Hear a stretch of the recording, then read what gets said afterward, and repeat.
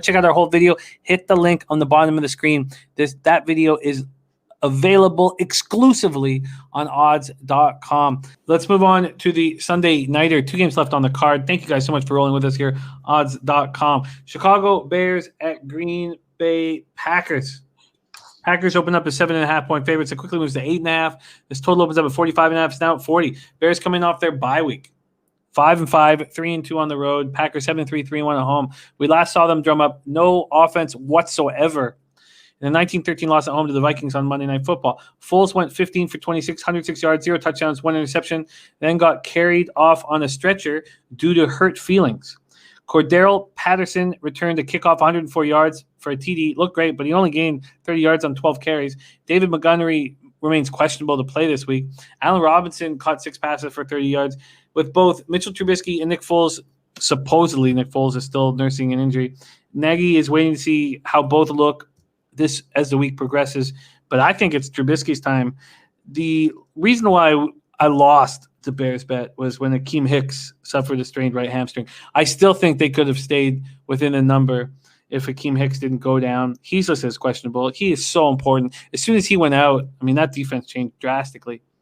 Center Sam Mustipher, safety Sherrick McManus, nose tackle John Jenkins are all questionable to play.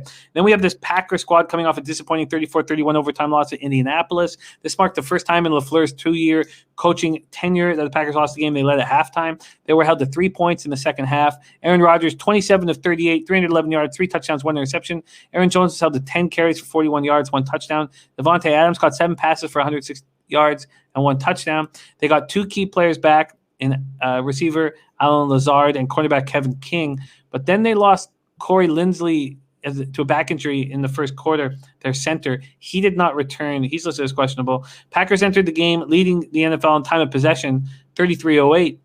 But they allowed Indianapolis to control the ball for over 35 minutes. Green Bay's offense had just 6 snaps in the third quarter.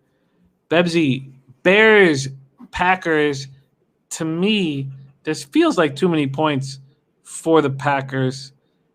But it is a divisional game, so it's not like they'll overlook it. Why don't you take it away, my man? No, I agree with you. It does feel like too many points, especially coming off a really tough loss for Green Bay. I do think they bounce back and win this game, but again, that's a lot of points to give in a divisional matchup with such a talented defense. So I can't back Chicago because how can I back Mitchell Trubisky if indeed he is the starter? But again, I think it's too many points to give. It's too many points for me. And even that unders or that the points total is sitting right at a spot where I don't like one way or the other. It's just, I was just about to say I got to see who's playing at quarterback, but does it matter? Is one worse than the other? They're both terrible. It's all about their defense being able to keep this close. So it really boils down to me thinking this is too many points, but not having any confidence putting money down on the Bears. Yeah, either do I. And I still think the under is in play. The weather is cold, but not too cold. 34 Fahrenheit at 8 o'clock at night, 8:20 p.m. Eastern in Green Bay. The real Jolly Roger says they're daring us to take the points, and I don't think I need to. But I think the under is in play here, even at 45. You think that number is too low, Bebsy? I think it's too low just because if Green Bay can tire out this defense, which they're more than capable of doing.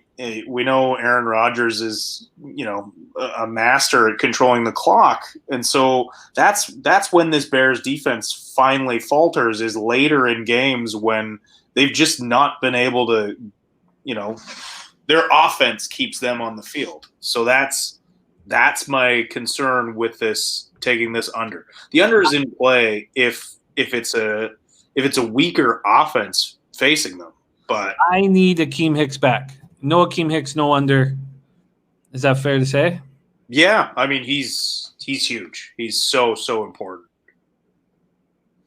Yeah, and at this point, it's possible David Montgomery comes back, and although he's not very good, Cordero Patterson, he's just not a running back, and he did an okay job. Charlie Chip says Green Bay can't defend. Well, they're playing the perfect team then. Yeah. And so if Akeem Hicks is back, I'm on the under. That's my plan. Akeem Hicks is back, I'm on the under. So I will wait and see at this point.